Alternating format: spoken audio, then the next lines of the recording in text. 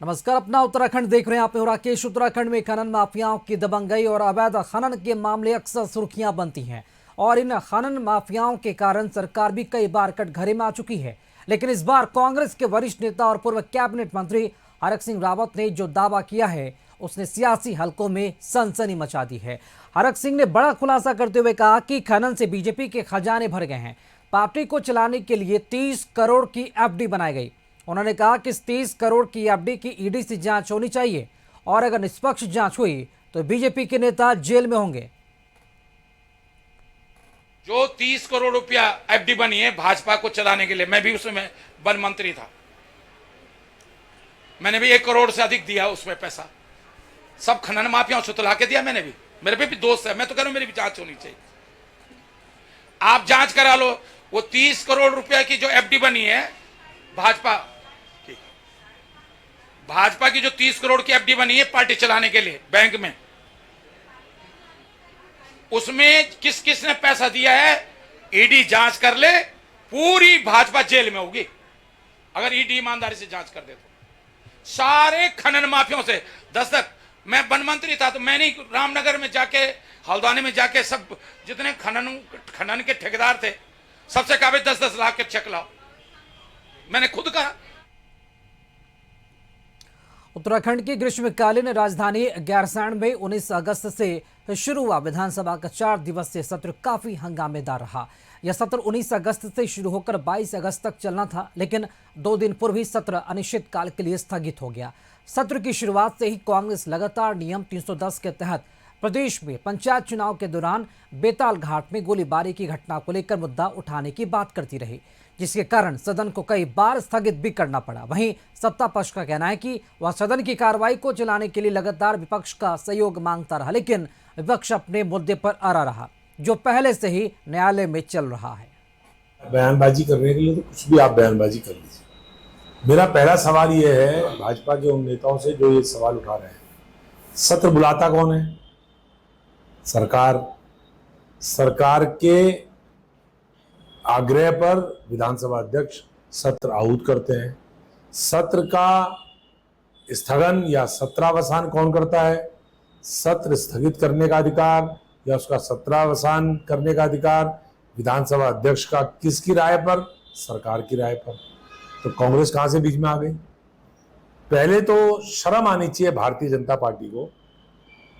इतना बेशर्मी का काम आप, त्रिवेंद्र सिंह रावत जी आपके नेता थे, मुख्यमंत्री के रूप में उन्होंने गैरसैंण को ग्रीष्मकालीन राजधानी कहा। ग्रीष्मकालीन मतलब गर्मियों की।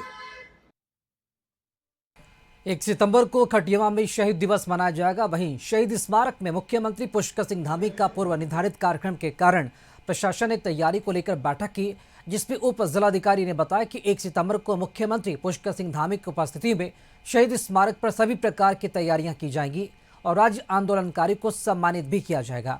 वहीं उत्तराखंड राज्य निर्माण सेनानी परिषद प्रदेश अध्यक्ष शिवशंकर भाटिया ने बताया कि शहीद स्मारक के पीछे गंदगी का अंबार लगा हुआ है। उन्होंने मांग की है कि 1 सितंबर से पहले वहां पर साफ सफाई होनी चाहिए, जिससे आने वाले राज्य आंदोलनकारी और अन्य सम्मानित व्यक्ति अपनी गाड़ियां वहां खड़ी कर सके और आने जाने में किसी को भी परेशानी ना हो। यहाँ पर साफ सफाई की गई। पूरे नगर पालिका, यहाँ पर चेयरमैन साहब रमेश चंद्र जोशी जी भी यहाँ उपस्थित थे और उन्होंने कहा है कि पूरा हमारा प्रांगण पूरी साफ सफाई की जाएगी और जितने हमारे शहीद हैं, शहीद के परिवारजनों को यहाँ बुलाया जाएगा और सम्मान किया जाएगा। इसमें नगर पालिका को पूर्व में निर्देशित किया गया है कि वह अपना जो डंचिंग ग्राउंड है वो निर्धारित कर ले और शहर के बीच से कूड़ा हटाए। हमारा प्रयास ये है कि 1 तारीख से पूर्व वहाँ पर जो है वो साफ सफाई करा के उसको इस रूप में लाया जाए कि जो शहीद स्थल है वहाँ पर वो भव्य दिखे। और ये एक हमारा प्रयास ये भी है कि नगर पालिका को हमने पूर्व में एक लैंड आवंटित भी की है। उत्तरकाशी के सियाना चट्टी में बनी झील का जलस्तर लगातार खतरे का संकेत दे रहा है। हालात इतने बिगड़ गए हैं कि प्रशासन ने आसपास के गांव को भी खाली करवा दिया है और पूरे इलाके में अलर्ट जारी कर दिया गया है। एनडीआरएफ, एसडीआरएफ और तकनीकी विशेषज्ञ मौके पर मौजूद हैं और झील का दबाव कम करने के लिए हर विकल्प पर काम किया जा रहा है। हालात की गंभीरता का अंदाजा इसी से लगाया जा सकता है कि स्कूल, पुलिस चौकी और पुल तक पानी में समा गए हैं। इस वक्त पूरे क्षेत्र में डर और दहशत का माहौल है।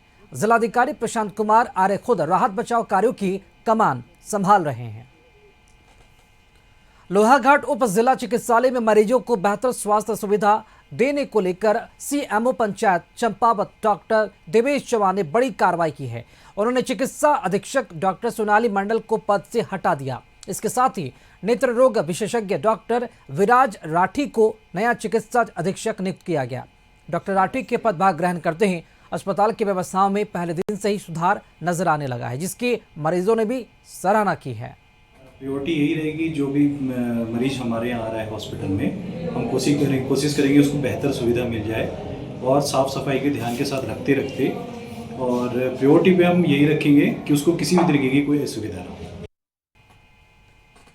लोहाघाट में गलचौड़ा के पास गुलदार के हमले से गंभीर रूप से घायल हिरन सड़क किनारे घायल अवस्था में पड़ा हुआ था। बीजेपी नेता दीपक बिष्ट और गोपाल दत्त की नजर उस पर पड़ी। उन्होंने अपनी बाइक रोककर हिरण के बच्चे को लोहाघाट पशु चिकित्सालय पहुंचाया, जहां डॉक्टर जेपी यादव ने उसका उपचार किया। हिरण के पैर में प्लास्टर बांध दिया गया है। घायल हिरण को वन विभाग लोहाघाट को सुपुर्द कर दिया गया। अब वन विभाग द्वारा घायल हिरण के बच्चे का उपचार कराया जाएगा। यह है कि किसी लेपर्ड ने इसको मार रखा है, उसकी वजह से इसके गले में भी चोट है और उसके बैक में भी चोट है। उम्मीद और उसके लेफ्ट साइड के फीमर की डिस्टल एंड का भी फ्रैक्चर है। उम्मीद है कि कम से कम हफ्ते 10 दिन के अंदर ये करीब ठीक हो सकता है। उत्तरकाशी के श्रीदेव सुमन विश्वविद्यालय में छात्र संगठनों ने कुव्यवस्था के खिलाफ प्रदर्शन किया। छात्रों ने महाविद्यालय में प्राचार्य कार्यालय पर तालाबंदी कर दी, जिससे विभागीय कार्य ठप हो गए और कक्षाएं संचालित नहीं हो सकी। छात्र नेताओं ने आरोप लगाया कि विश्वविद्यालय आए दिन छात्रों का शोषण और मानसिक उत्पीड़न कर रहा है। वहीं पास छात्रों को फेल घोषित किया जाता है। विश्वविद्यालय नई शिक्षा नीति को लागू करने में विफल है, जिसका खामियाजा छात्रों को भुगतना पड़ रहा है।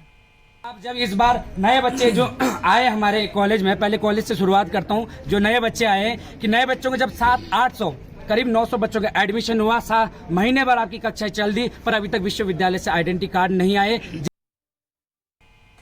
प्राकृतिक सौंदर्य और सुकून देने वाले मौसम के लिए मशहूर मसूरी में इन दिनों एक अनदेखा खतरा मंडरा रहा है।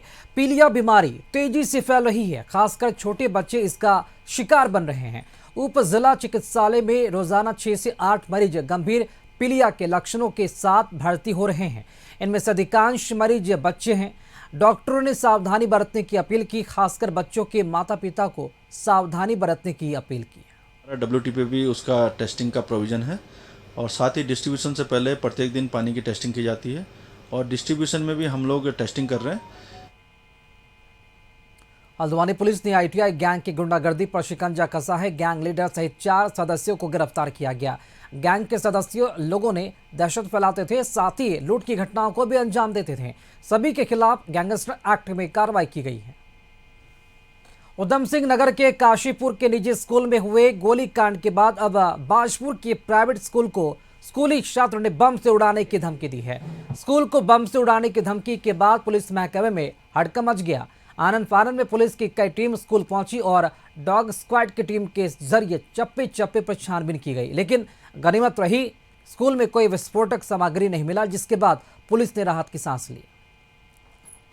ये कल 21 तारीख को रात करीब 11:15 बजे श्री हरमिंदर बरार हैं, मैनेजिंग डायरेक्टर वीवर स्कूल जो कालाडूंगी रोड बाजपुर में स्थित है, उनके वेबसाइट पे किसी अज्ञात व्यक्ति के द्वारा आज स्कूल को बम से उड़ाने की धमकी दी गई थी। रात्रि का समय था। इस पर मेरे द्वारा वरिष्ठ पुलिस अधीक्षक महोदय को अवगत कराया गया और उन्होंने वहां से आज सुबह जो है बॉम्ब स्क्वाड टीम जो जनपद में तैनात रहता है उसकी टीम को भेजा था और स्थानीय पुलिस की मौजूदगी में स्कूल की एंटी सैबोटाज चेकिंग पूरी तरह संपादित की गई।